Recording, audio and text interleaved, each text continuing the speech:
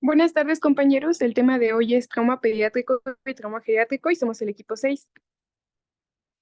Bueno, vamos a empezar que el trauma pediátrico va a ser la causa más frecuente de la muerte y discapacidad en la niñez. También es considerado como un problema de salud pública de acuerdo a todos los acontecimientos y complicaciones que puede llegar a tener. Sin embargo, los accidentes automovilísticos pues van a ser la causa principal de muerte en los adolescentes. De acuerdo a los tipos y patrones de lesión, nosotros podemos, poder verificar cuál es la parte que va a estar más afectada en este paciente. Hay que recordar que las lesiones asociadas con automóviles van a ser la causa más frecuente de muerte en niños en todas las edades. Después van a seguir lo que son los ahogamientos, los incendios en el hogar y los homicidios. En este caso, referente a los homicidios, el maltrato va a ser más común en los lactantes menores de 12 meses y después de un año van a ser las armas de fuego. Los casos Hay que recordar que los casos más graves de trauma pediátrico pues van a ser esos traumas que son cerrados, que van a comprometer generalmente el cerebro. Esto más que nada tiene que ver con la anatomía del pequeño y en consecuencia pues las complicaciones que más se pueden tener al momento de la reanimación va a ser la apnea, la hipoventilación y la hipoxia.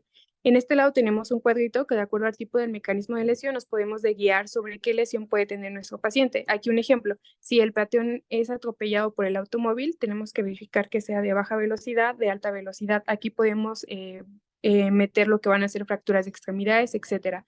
Y así sucesivamente. Si fuera una caída de altura, es importante recordar si sea baja, media o alta. En el caso de la baja, pues tenemos fracturas de extremidades. Si es alta, ya tenemos un trauma múltiple que compromete fracturas tanto de miembro superior e inferior como también de cabeza y cuello. En este caso tenemos la escala pediátrica de trauma. En esta escala podemos tener diferentes puntuación para poder verificar cuál es el grado de gravedad que puede llegar nuestro paciente. Sin embargo, hay que tener diferentes consideraciones. En este caso, que el tamaño y la forma de la superficie corporal de los pacientes es súper diferente a los adultos, de acuerdo, porque en este caso la energía transmitida solamente se va a concentrar en cierta superficie corporal porque no es la misma capacidad que el humano, que el adulto. En este caso, las fracturas óseas tampoco suelen ser como muy comunes, sin embargo, suele afectar en los centros de osificación. Y referente al estado psicológico, hay que tener en cuenta que a veces la inestabilidad emocional que puede tener el paciente puede ser una complicación para poder obtener una historia clínica adecuada y que nos dé una cooperación. Referente a los efectos de la lesión a largo plazo, estos efectos pueden tener diferentes secuelas, en este caso en su crecimiento y desarrollo subsecuentes. Referente a un niño que tenga un trauma multisistémico, hay que tener en cuenta que arriba del 60% después de este trauma pueden presentar incluso cambios de personalidad y también cambios cognitivos. En los casos de los niños que tuvieron traumas muy graves, puede también afectarse una discapacidad social, una discapacidad afectiva y una discapacidad de aprendizaje. Sin embargo, hay que tener en cuenta que estas lesiones infantiles pueden tener impactos no solamente en la parte de la salud, sino también en la parte de la estructura familiar, y alguna lesión que puede estar en los centros de crecimiento puede afectar mucho la capacidad y dejar una secuela para la calidad de vida del paciente. Un ejemplo como la escoliosis, etcétera. En este caso tenemos el equipo pediátrico. Aquí les dejé estas tablitas para que las puedan checar un poquito más adelante y con más tiempo. De acuerdo a cada uno del peso y de la edad, podemos decir qué máscara se va a utilizar, la vía aérea, incluso el laringoscopio y los tubos que se deben de utilizar si es que el paciente pues necesita una intubación y en este caso para mantener la vía aérea y la ventilación permeable. Aquí igual les dejo esta parte, pero esta es más referida, en este caso, la circulación con los manguitos, el catéter, etcétera. Y ya bueno, empezando con la parte de la ventilación, es súper importante tener que la anatomía del paciente no va a ser la misma que de un adulto. En este caso, en el caso de los lactantes, se recomienda que para la parte de la ventilación se mantenga paralela la parte de la faringe. En este caso, se recomienda meter lo que va a ser una colchoneta de 2.5 centímetros, como se alcanza a ver en la imagen, para que pueda estar paralelo el plano de la cara y así no sufra alguna complicación al momento de que nosotros vamos a tener esta parte de la ventilación. Y ya solamente para recalcar que van a existir estas cintas de reanimación, que estas cintas son súper sencillas y fáciles porque de acuerdo al tamaño del paciente nos puede indicar la aproximación del peso y de acuerdo a la aproximación nos vienen las dosis que podemos utilizar de cada uno de los medicamentos. Con respecto al manejo de la vía aérea, bueno, pues tenemos que optimizar esta permeabilidad, manteniendo el plano de la cara paralelo al plano de la camilla, como lo explicó Fati. Entonces, este alineamiento tiene que ser neutral a la columna cervical y como podemos ver en la imagen de la derecha, la maniobra de tracción mandibular combinada con inmovilización bimanual espinal en línea puede ayudarnos a asegurar pues a mantener esta paralelidad con el plano de la cama y la ventilación de la vía aérea, ¿vale? Vamos a tener que proceder también pues a eliminar secreciones que pudieran estar obstruyendo esta permeabilidad y la administración de oxígeno suplementario con algunos de los métodos que se conoce. En estas imágenes nos muestran una mascarilla con ambú, lo cual, bueno, pues es con reservorio, lo cual va a garantizar mayor fracción inspirada. Para la elección de una cánula orofaringea, en la imagen de la derecha les resumo cuáles son aptas para un pediátrico desde el neonatal al adulto pequeño, donde vamos a tener pues que es de doble cero, la 0, 1 y 2. Recordemos que estas también vienen por colores, por convención. Y bueno, ¿cuándo van a ser utilizadas? Cuando el paciente está inconsciente. No es recomendada cuando la maniobra de adultos porque pueden lesionarse los tejidos blandos del orofaringe con la consecuente hemorragia y debe insertarse suave y directamente en la orofaringe, en la imagen inferior de la derecha. Bueno, pues tenemos cómo puede llegar a ser medida la cánula de elección con respecto a la longitud que pudiéramos ver entre el orificio bucal y la orofaringe. Con respecto a la intubación orotraqueal, es el método más confiable para establecer una vía aérea y de ventilar al niño. ¿En qué situaciones va a estar contraindicada? Pues cuando sea difícil de llevar a cabo y cuando haya un riesgo de penetrar al cráneo o dañar tejido blando causando hemorragia. Entonces vamos a tener que, bueno, se va a requerir una ventilación asistida cuando el paciente tenga una lesión craneoencefálica severa, cuando el paciente no pueda mantener una vía aérea, cuando el paciente tenga signos de falla respiratoria y cuando haya sufrido de hipovolemia importante y que tiene el sensorio deprimido o que requiere un tratamiento quirúrgico. La intubación orotraqueal, claro que puede implicar alguna complicación por ser un procedimiento invasivo, donde vamos a considerar al edema subglótico, la ulceración y ruptura de la frágil vía aérea definitiva. El área más pequeña de las vías respiratorias de un niño pequeño está en el anillo cricoides. Lo podemos observar en la imagen inferior derecha, que forma un sello natural alrededor de un TED sin manguito. El TED con manguito mejora la ventilación y el manejo del CO2, lo cual tiene un impacto positivo en el flujo sanguíneo cerebral. Las recomendaciones, pues, es medir la presión del manguito que sea menor a 30 milímetros de mercurio, es un estándar de seguridad, determinar el tamaño adecuado del TED aproximando el diámetro del tubo con el de las narinas o con el del dedo meñique del paciente. Y bueno, en este diagrama tenemos el algoritmo para una intubación asistida por drogas o asistida por medicamentos y AM para pacientes pediátricos, donde en orden del esquema comenzamos con preoxigenar, es decir, dar ciclos ventilatorios antes del procedimiento y vamos a tener, bueno, el sulfato de atropina únicamente en lactantes menores a un año de edad, de 0,1 a 0,5 miligramos. Vamos a proceder a una sedación donde se nos dan dos parámetros si el paciente tiene estabilidad hemodinámica o no, es decir, si está hipovolémico o normovolémico, donde tenemos al etomidato o midazolam con las dosis aquí establecidas.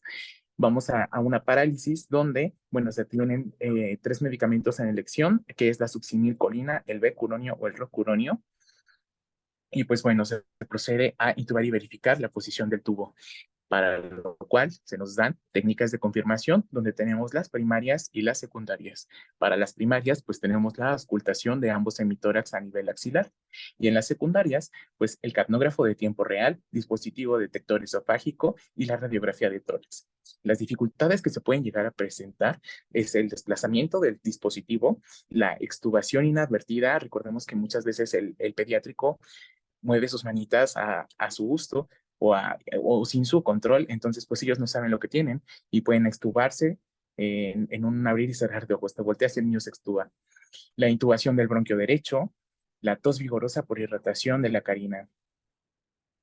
Tenemos esta mnemotecnia de puntos a observar, de puntos a tener cuidado, donde es dope.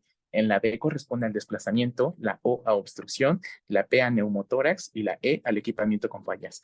puntos que tenemos que revisar, que estemos evitando, que no estemos cayendo en estas complicaciones o en estos errores.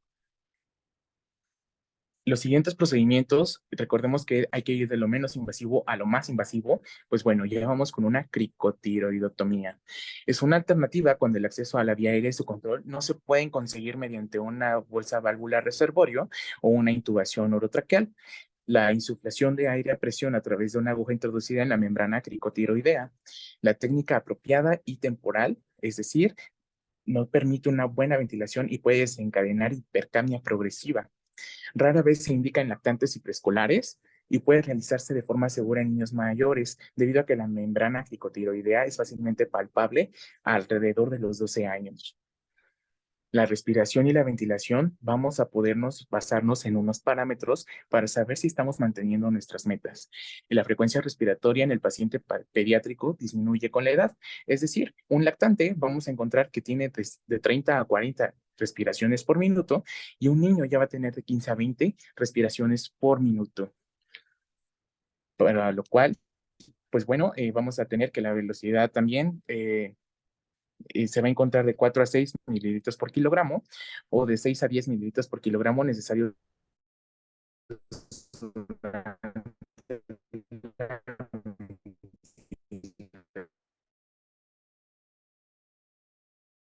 asistida.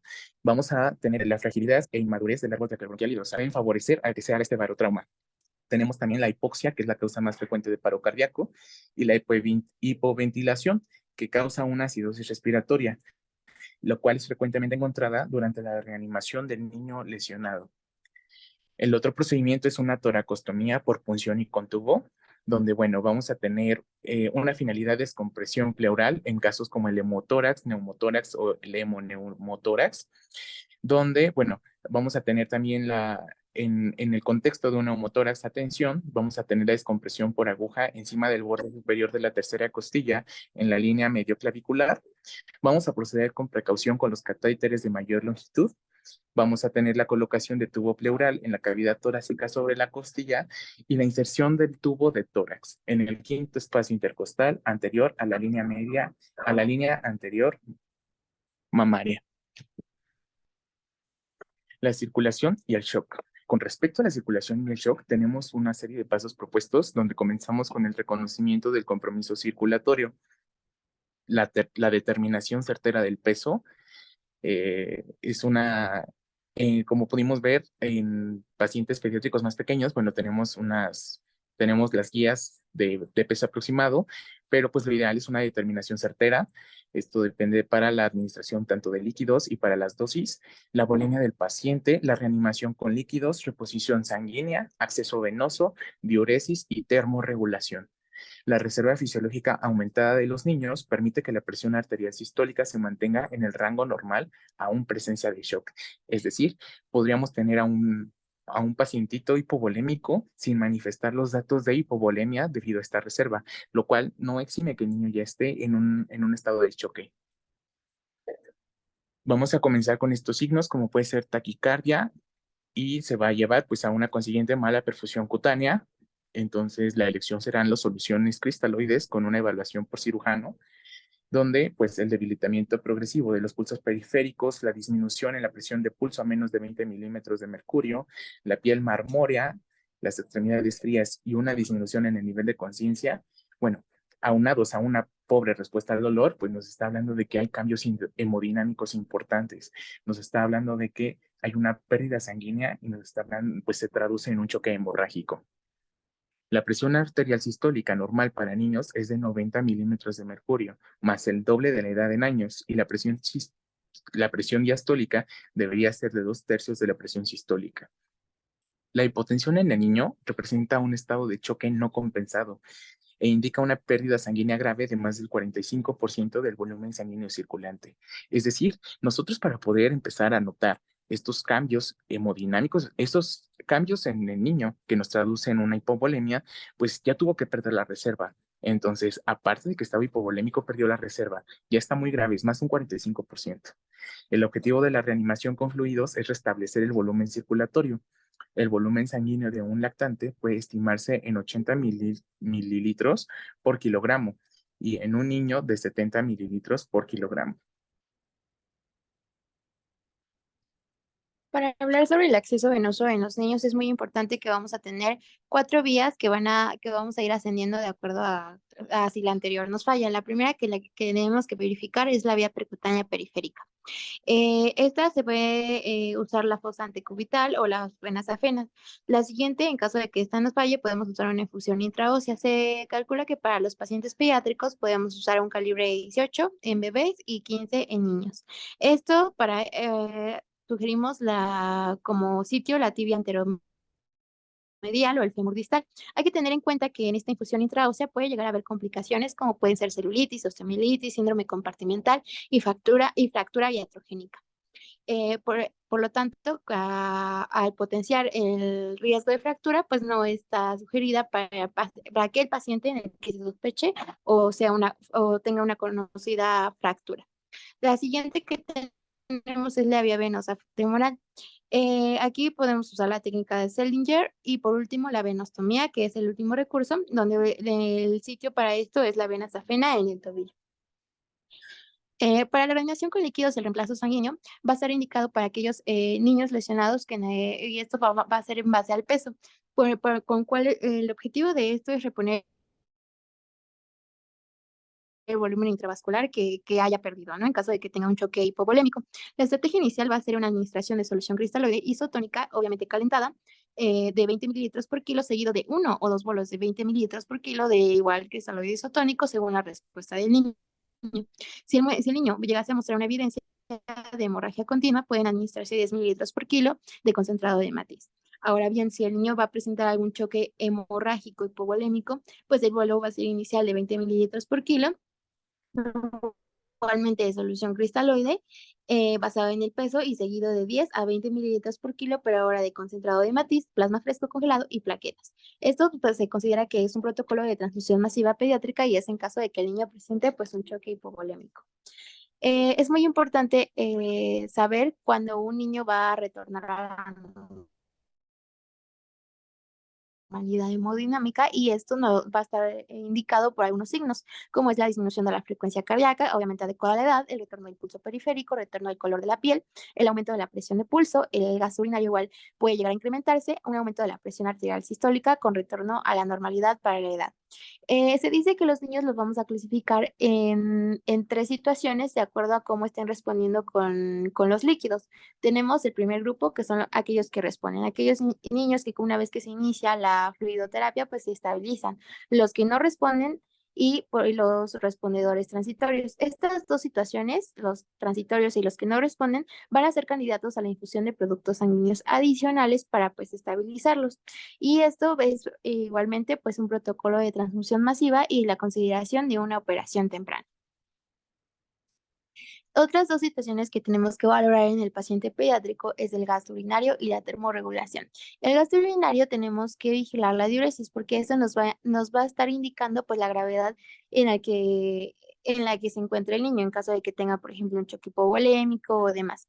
Y tenemos que ver estas metas. Por ejemplo, en los lactantes, pues tienen que tener de 1 a 2 mililitros por kilo por hora. Los niños incrementa un poquito más, de 1 a 1.5. Los adolescentes disminuye de 0.5 mililitros kilo hora. Y también tenemos que hacer énfasis en que se tiene que indicar una zona urinaria para facilitar la medición de la diuresis de los niños. La termorregulación es muy importante porque recuerden que un estado hipotérmico pues puede, digamos, hacer que el niño pues empeore, ¿no? Mientras el niño está expuesto durante el reconocimiento inicial y la fase de reanimación, pueden ser necesarias las lámparas de calor, calentadores o mantas térmicas, obviamente para conservar el calor corporal, sobre todo en niños que sean, por ejemplo, lactantes, porque recuerden que pues al tener una mayor tasa metabólica, la piel más fina y la falta de tejido subcutáneo, pues pueden llegar a aumentar la pérdida del calor y del gasto calórico. Por lo tanto, es también importante pues calentar las soluciones intravenosas, los hemoderivados y la habitación en la que se encuentre el pequeño. Lo siguiente que vamos a recalcar es el trauma torácico. Antes de esto, la reanimación cardiopulmonar, aquellos niños que se someten a RCP, al menos el 50%, pues va a tener una mejoría en cuanto a una probabilidad de supervivencia neurológica. Es por eso que tenemos que valorarlo. En el caso de un trauma torácico, el 8% va a representar el 8% de todas las lesiones traumáticas y va a tener mucho que ver con el mecanismo de la lesión y la anatomía, porque recordemos que pues un niño al ser más pequeño pues puede tener pues un trauma torácico un poco más importante que en el adulto. Recordemos que igual al ser más pequeño, pues hay como está en desarrollo y en crecimiento, entonces la movilidad de las estructuras mediastinales pueden llegar a que el niño presente mayor riesgo de neumotorax atención a comparación de un adulto. Las situaciones que nos pueden desencadenar son los mecanismos contusos, accidentes automovilísticos y caídas. Tenemos dos tipos, que igual que el adulto, el cerrado y el penetrante. El cerrado tiene mucho que ver con accidentes automovilísticos, lesiones específicas y que podemos compararlas mucho con el adulto. El trauma penetrante aumenta después de los 10 años, no es común verlo en un niño, por ejemplo, un lactante o un menor de 10 años. Tenemos que hacer entonces un cuidado de apoyo y drenaje pleural y generalmente en los niños no está indicada toracotomía, a menos que sea pues de alta gravedad. Vemos entonces ahora la siguiente situación, que es el trauma abdominal. La mayoría son ocasionados por traumas cerrados, como pueden ser vehículos monitorizados o caídas. La evaluación tenemos que, obviamente, pues como es un niño, puede llegar a presentarse un poquito más ansioso. Entonces es deber del médico, pues, de calmarlo, preguntarle dónde está el dolor, evaluar el tono muscular, la palpación debe ser profunda, pero hay que evitar que sea excesivamente porque pues los niños pueden llegar a patalear o nos puede dar algunos datos que pueden ser erróneos, ¿no? Al momento de evaluarlo. Tenemos que ver entonces la distensión abdominal. Recuerden que como es un niño, pues tienden más a llorar, a estar en estrés, entonces es muy importante indicar una descompresión gástrica que se puede hacer con apoyo de una sonda o una intubación orogástrica, por ejemplo en lactantes, y también la descompresión vesical, porque si la vejiga está llena, pues puede llegar a ocasionar que pues incremente el dolor y puede igual darnos falsos signos. Las lesiones intraabdominales son generalmente en aquel niño que es hipotenso, que tiene un trauma contuso o es penetrante y evidentemente tiene que tener una intervención quirúrgica inmediata. Otra situación, al igual que los adultos, es las marcas por el cinturón, fracturas de columnas, líquido intraabdominal o la frecuencia de pulso, pues nos puede estar indicando un aumento en la probabilidad de lesiones abdominales. Los siguientes son anexos diagnósticos. Tenemos tres tipos: la TAC, el FAST y el lavado peritoneal. La tomografía es es una de las herramientas más básicas para la evaluación por ejemplo, en un trauma abdominal. Y es generalmente para aquellos pacientes que estén hemodinámicamente compensados, porque recuerden que no hay que retrasar el apoyo quirúrgico. La TAC nos va a ayudar mucho a identificar lesiones intraabdominales y no hay que realizarla antes en caso de que el paciente pues, requiera traslado. Recuerden, no hay que retrasar los procedimientos. El FAST pues es muy importante porque nos va a ayudar a identificar grandes y pequeñas cantidades de sangre intraabdominal, pero es importante recalcar que no hay que basar realmente pues todo el diagnóstico en la FAST, ¿no? También hay que apoyarnos de otras herramientas como puede ser el lavado peritoneal. El lavado peritoneal diagnóstico es usado para detectar hemorragias intraabdominales, pero aquellos niños que estén hemodinámicamente comprometidos, ¿no? Y obviamente después de esto, pues podemos indicar para más o menos detectar la sangre y esto se va a hacer con ayuda de una solución cristaloide isotónica que recuerden que tiene que estar tibia y en un volumen de 10 mililitros por kilo. Entonces el manejo, pues tenemos el manejo quirúrgico y no quirúrgico. El no quirúrgico, pues es para aquel paciente que no está comprometido hemodinámicamente, que tiene una compensación a la reanimación con líquidos, que ya fue supervisado por un cirujano y que ha descartado el manejo quirúrgico. Y pues el quirúrgico, pues es una laparotomía urgente. En algunas bibliografías se puede llegar a sufrir la angioembolización, pero pues esto dependerá de lo que determine el cirujano.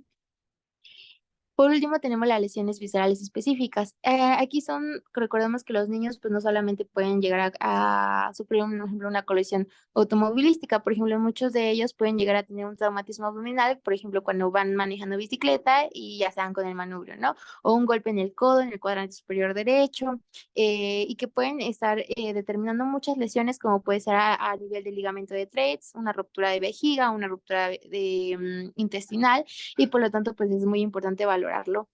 Qué estaba haciendo el niño, en qué situación lo encontramos y pues todas las lesiones que pueden estar vinculadas a estos mecanismos. Tenemos el trauma craneoencefálico. Esto tenemos varias causas, como las más importantes son los accidentes automovilísticos, el maltrato infantil, accidentes de bicicleta o caídas. El cerebro de un niño, recuerden que pues, anatómicamente es muy diferente de un adulto. Cuando son niños, pues normalmente pueden llegar a duplicar su tamaño en los primeros 6 meses de vida y alcanzar el 80% del tamaño del cerebro a los 2 años. Al igual, pues como hay más, el espacio subaracnoideo es más chiquito, pues hay menos flotabilidad, entonces es más común que pues se pueda llegar a lesionar, ¿no? Las estructuras internas, además de que el flujo sanguíneo cerebral pues aumenta progresivamente con la edad. Es por eso que los niños pueden, cuando sufren un trauma craneoencefálico, pues pueden llegar a tener una importancia, una hipoxia y una hipercapnia pues más importante a diferencia del adulto. Bueno, dentro de la evaluación tenemos que de principal diferencia hay que entre los niños y los adultos la respuesta al trauma es diferente, entonces hay que recordar ciertas cosas en las cuales podemos diferenciar entre uno y el otro para poder hacer una evaluación exitosa. Dentro de las principales o dentro de las primeras, vamos a tratar que los niños sufren una lesión cerebral grave y va a ser menor, su respuesta va a ser mejor que la de los adultos y esto tiene que ver con que hay diferencia en la moldeabilidad del cráneo y todo esto. Y bueno, tenemos que va a haber una pequeña diferencia entre niños menores a 3 años y niños un poquito mayores. Los niños menores a 3 años van a tener una respuesta un poquito más grave. Sin embargo, los niños mayores de esta edad tienden a tener una buena respuesta a los traumas, en los cuales se va a destacar que dentro de los principales mecanismos fisiopatológicos vamos a tener que va a haber una respuesta con hipovolemia, si hay sangrado, lo que va a llevar a una hipotensión, hipoxia y al final convulsiones e hipertermia. Dentro de las principales complicaciones, la hipotensión es la que va a correr como un mayor riesgo y es como el factor de gravedad, por así decirlo, ¿no? Por lo que es crítico restaurar el volumen sanguíneo y evitar la hipoxia a través de la hipotensión. Y esto va a generar, pues, que al sustituir el problema de la hipovolemia, pues ya va a haber una mejor ventilación a nivel de los tejidos. También tenemos lo que es la hipotensión por pérdida de sangre. Esto va a tener importancia porque va a haber una fuga al espacio epidural o intraventricular, el cual va a ser raro, pero es una causa en la que las suturas del cráneo van a estar abiertas, o sea que es en donde más se van a presentar este tipo de situación. Y el tratamiento es la restauración de volumen apropiado. En caso de que los bebés tengan las fontanelas abiertas, hay mayor tolerancia para la lesión por una masa intracraneal, que puede ser expansiva o un proceso inflamatorio, y esto puede generar que como tengan una buena adaptación, sean asintomáticos. Sin embargo, hay que sospechar de una lesión grave cuando hay un bebé con fontanelas abultadas. En el caso de que el bebé, o bueno, más bien el pediátrico tenga vómito y apnesia, es necesario realizar un TAC de cabeza para descartar importantes lesiones cerebrales. También en el caso de que tenga convulsiones o ataques, estas van a ser comunes y generalmente autolimitadas, y en todos aquellos pacientes que presenten alguna de estas dos, es importante igual que cuando hay vómito y apnesia, hacer un ataque. ¿Me puedes dar al siguiente? Ahora, hablando también van a tener un menor número de lesiones focales, y esto tiene que ver con un aumento de la PIC por inflamación, y se sugiere hacer un tratamiento con restitución de volumen y realizar un TAC bueno, de emergencia para identificar si requiere algún tipo de cirugía. Otra cosa que es importante y nos puede ayudar en esto es la escala de Glasgow, en la cual esta va a haber una evaluación. Va a ser igual que la del adulto, sin embargo, en pacientes menores a 4 años va a cambiar se va a modificar la parte de lo que es la evaluación verbal, y aquí les dejo la tablita para que la puedan checar después.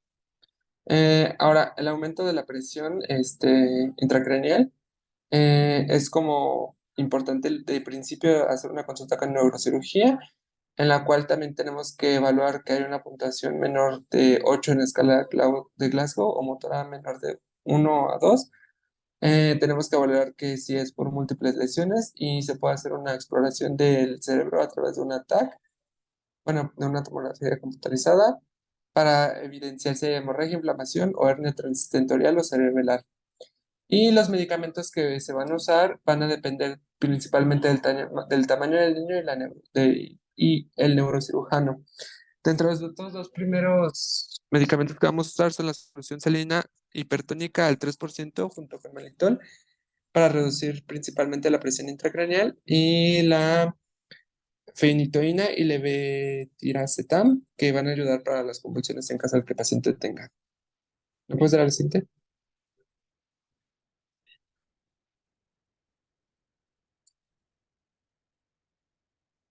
Bueno, dentro de del manejo el que vamos a tener que al igual que a los niños, que a los adultos más bien, se le va a hacer una evaluación temprana y con el manejo del ABCDE y se debe de llamar a neurocirugía para un abordaje adecuado en el inicio del tratamiento, en el cual se puede iniciar con la intubación endotranquial temprana, la cual va a ayudar a evitar daños progresivos en el sistema nervioso central. Y en caso de que esto sea complicado o tenga riesgo de que aumente más la presión intracraneal, vamos a tener que se pueden usar fármacos. Pues se puede hacer la sedación farmacológica, bloqueos neuromusculares y para que facilitar la intubación, además de que lo que ya les comentaba de la solución salina, hipertónica y manitol. Esto con el fin de disminuir la presión intracraneal. Bueno, ahora vamos a hablar de lo que es la lesión medular, de la médula espinal, y vamos a tener que, de principio, esta es rara y solo va a representar un 5% en la edad pediátrica. Sin embargo, en niños menores de 10 años vamos a encontrar que las principales causas es el accidente automovilístico. En niños de 10 a 14 años vamos a encontrar que son vehículos, bueno, va a estar ocasionado por lo que son vehículos de motos y actividades deportivas en las cuales se encuentra inscrito el niño. Y hay que recordar que de principio la médula espinal, al igual que el cerebro y todo el sistema como el cuerpo, van a tener diferencias anatómicas, destacando que, por ejemplo, en la médula espinal, el ligamento interespinoso y la cápsula articular son más flexibles, además de que los cuerpos vertebrales se deslizan hacia adelante con flexión.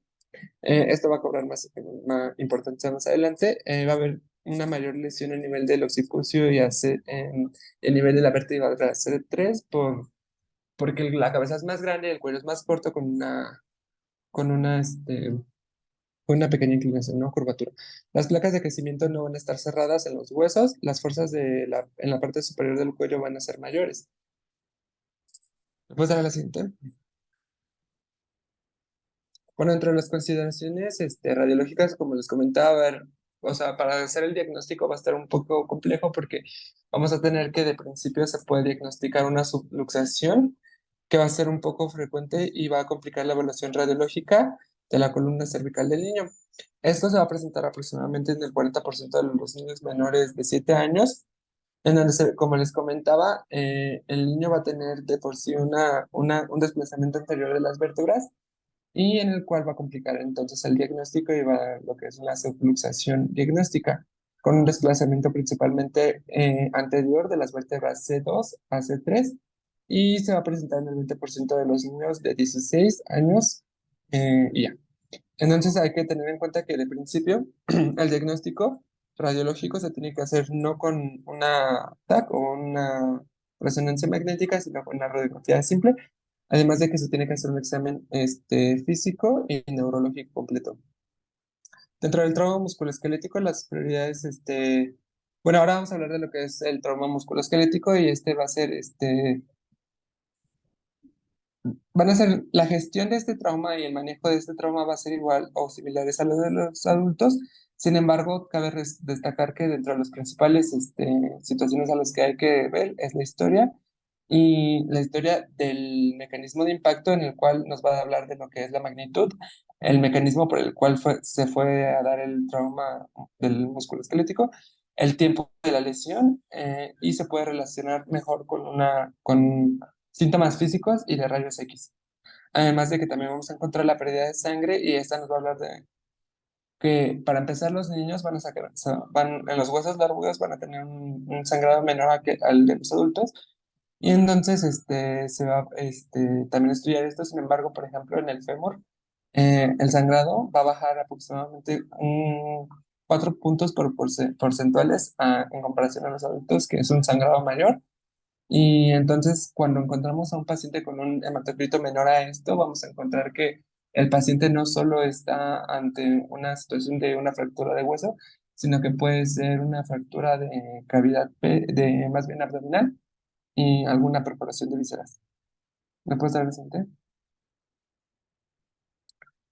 Bueno, ahora vamos a encontrar lo que son las consideraciones especiales, lo cual nos van a hablar de que las lesiones en la fisis de los huesos adyacente a la fisis, vamos a encontrar que va a haber un retardo en el crecimiento. Las lesiones por aplastamiento también tienen un peor pronóstico. Vamos a encontrar dos lesiones principales que son las de tallo verde y torus o hebilla, en las cuales nos van a hablar principalmente de que podría haber un abuso infantil hacia